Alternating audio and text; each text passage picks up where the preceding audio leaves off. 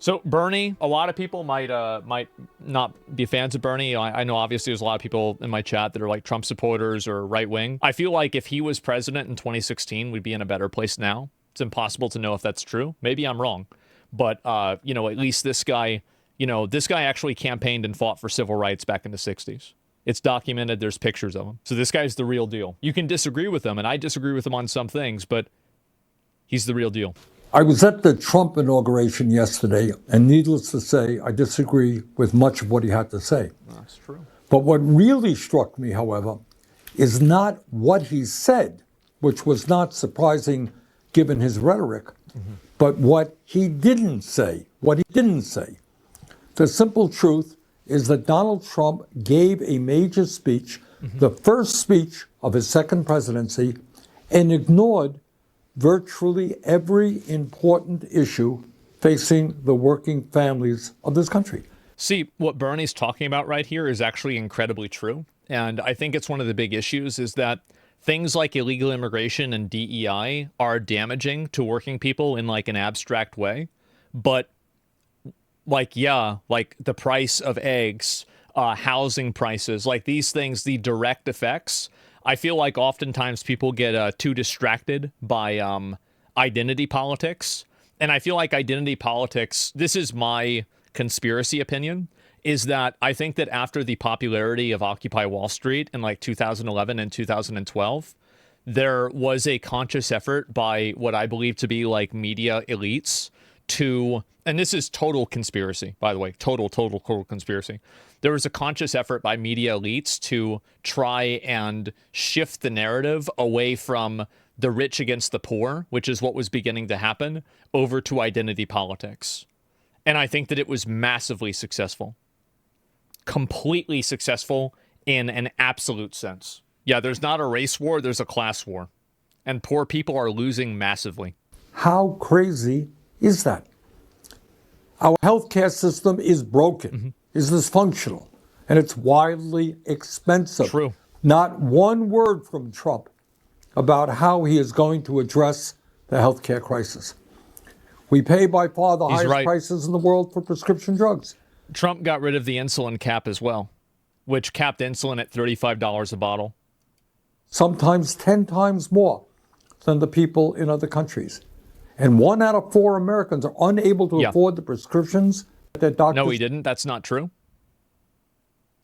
Only for Medicare. Spirit of healthcare, 35 mentally. Medicare's weren't affected by Trump's executive actions. Okay, so this isn't true. Yeah, okay. That's good to know. All right, yeah, it's not true. Thank you, guys. I thought it was true. I didn't see the community note. And so, yes. That's good. Actually pushing false information. Well, that's why I have you guys, right? And don't, yeah, I mean, if that's it, yeah, W. Trump, exactly. Yeah, because I read this like 5 times. I never saw that information. Prescribed. Not one word in his speech on the high cost of prescription drugs. We have 800,000 Americans who are homeless and millions and millions of people spending 50 or 60% of their limited income on housing. We have a major housing crisis in America. Everybody knows it. And Trump, in his inaugural address, did not devote one word to it. In Trump's defense, he did sign an executive order to have a couple of different departments look at the cost of living issues for average people. But I feel like it was such an abstract order that I don't think anything concrete is going to come out of it. Today in America, we have more income and wealth inequality than we have ever had. The wealthiest 3 people in America now own more wealth than the bottom half of our society. Bro, who's old enough to remember when Bernie Sanders was only about the 99%? The power scaling in this is crazy. Oh my God. Yeah, what the fuck? But Trump had nothing to say, not one word, about the growing gap between the very rich and everybody else. And maybe, just maybe, that's because he had those three people, the three wealthiest people in our country, sitting right behind them at his inauguration. Yep. And I should add that those three people, if you can believe it, and this really is unbelievable, saw their wealth increase by more than $233 billion since the November elections. How's that? $233 billion increase in wealth for the three wealthiest people. No. That's crazy. Jealous? Yeah, I'm a little jealous. Yeah, where's all my money? Yeah, what is this? What about Bill Gates behind former presidents? Hey, listen, like this has been a problem. Oligarchies have been a problem, and government money being involved in politics has been a problem for a long time. It's not like this is a new problem. But just because there's new faces doesn't mean that this isn't an old problem. Not at this scale, there's a lot. No wonder they were sitting right behind Donald Trump at his inauguration. Yeah, of course. They couldn't be happier. During his inaugural speech, Trump did not have one word to say about how we're going to address the planetary crisis of climate change. The last 10 years have been the warmest years ever recorded, and extreme weather disturbances and natural disasters are taking place all over the world, from Los Angeles to India, across Europe to North Carolina. Not one word from Trump about climate change, except, of course, to make it clear that he intends to make this horrific situation even worse with drill, baby, drill. Yeah. Just brilliant. In the coming... I think that climate change is also a really big problem. I do. Who remembers the Ice Age? So this is the logic that I use, and I know that some people are going to disagree with this. But if you light a cigarette in a room, it's going to smell like a cigarette. If you're driving or walking down the street and somebody's having a barbecue, you can smell that somebody's having a barbecue. If there's enough pollution in a city, the city will be polluted.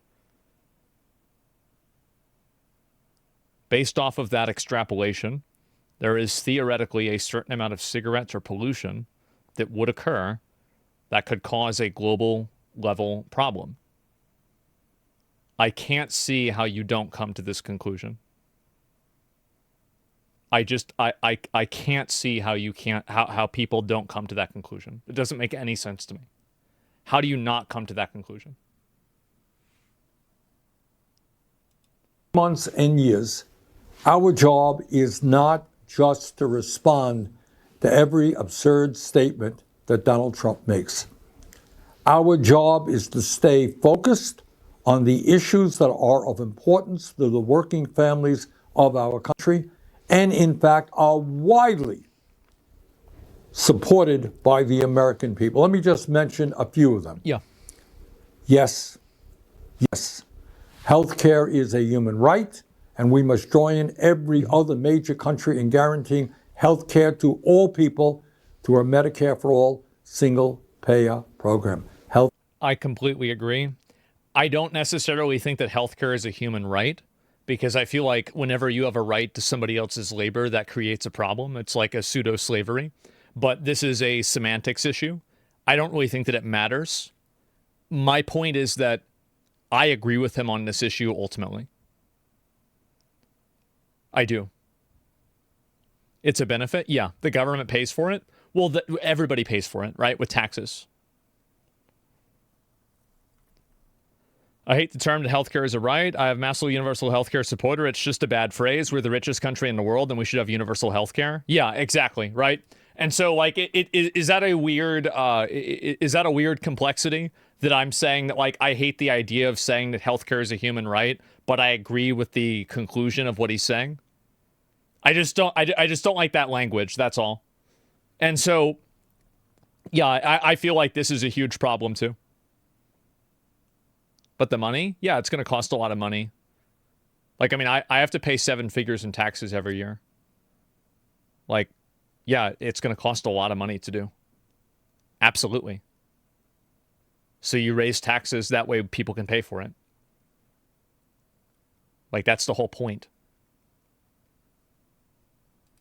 Care is a human right. Yes, we must take on the greed of big pharma and substantially lower the cost of prescription drugs in this country. True.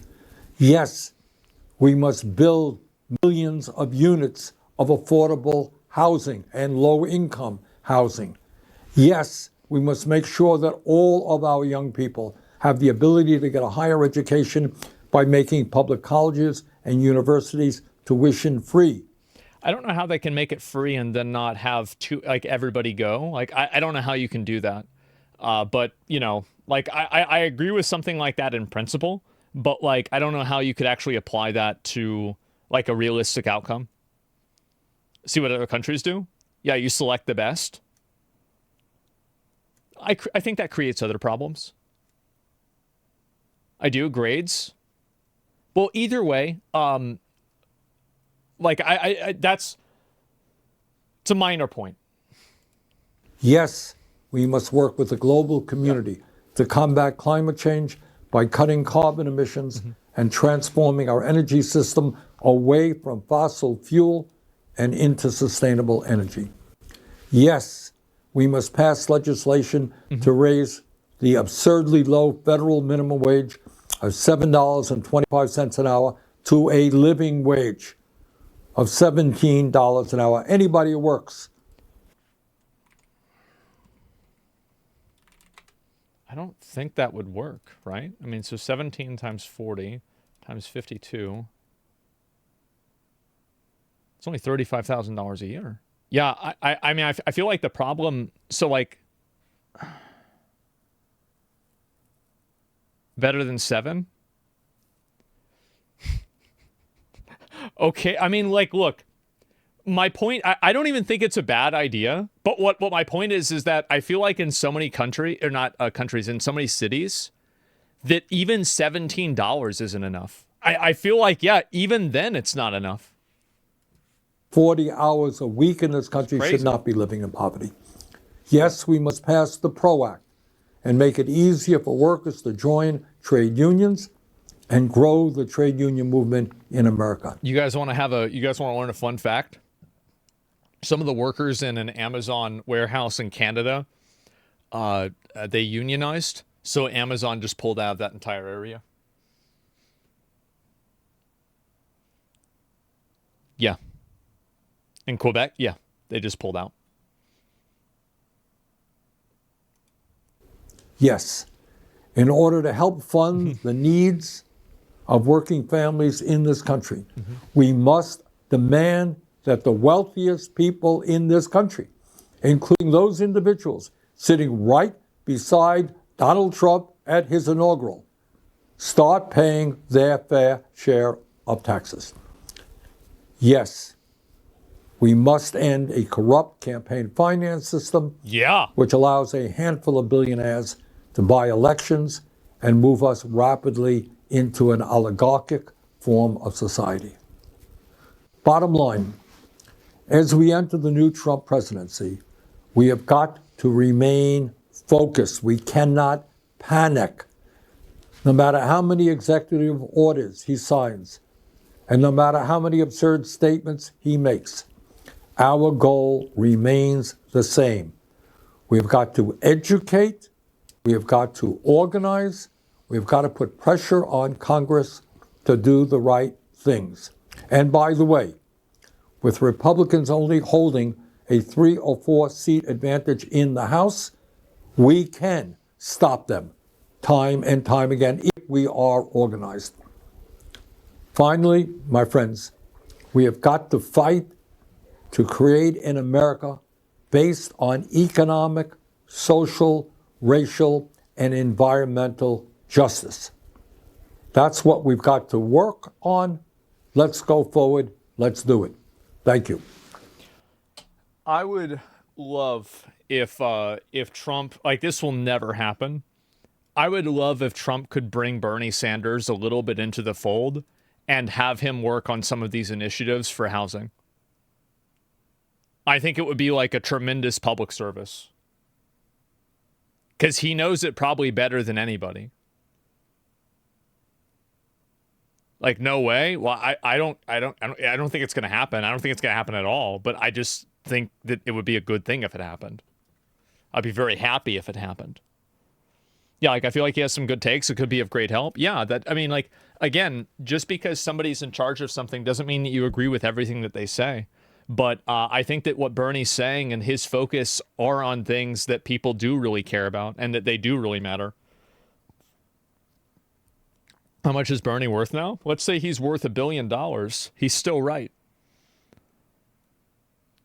What he's saying is just as true. And he's not worth $1 billion. But even if he is, it doesn't matter. That's not the point. Dumbass chatters. Well, I'm just saying, right? Bernie has been the smartest person in the room for 40 years. I think he's been the most realistic person. And he cares about his money. What the fuck? Bernie doesn't know how to do anything. He just wants stuff to happen. How are millions of homes going to be built?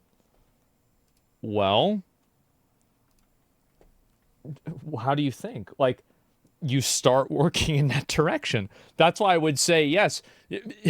How do you, well, we can never do that. I mean, like, where do you even begin? Well, I don't know. You start by probably buying the land, figuring out where you're going to build them, looking at different places, and then you start building them. You lay foundation, you build a frame, and then it takes time. It does. Obviously it does.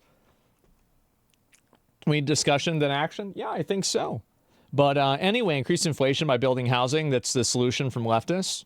Well, I don't know. But either way, I think Bernie brings up a lot of very, very good points about this, and I wish more people took him seriously. I think that partisan politics has divided people in too much of a negative way, and I think that Bernie Sanders has been one of the voices for reason for a long time. I was a big supporter of Bernie Sanders both in 2016 and also in 2020. And I think that in a lot of cases, there are all of the Democrats and all of the Republicans that are collectively not representing you, the people.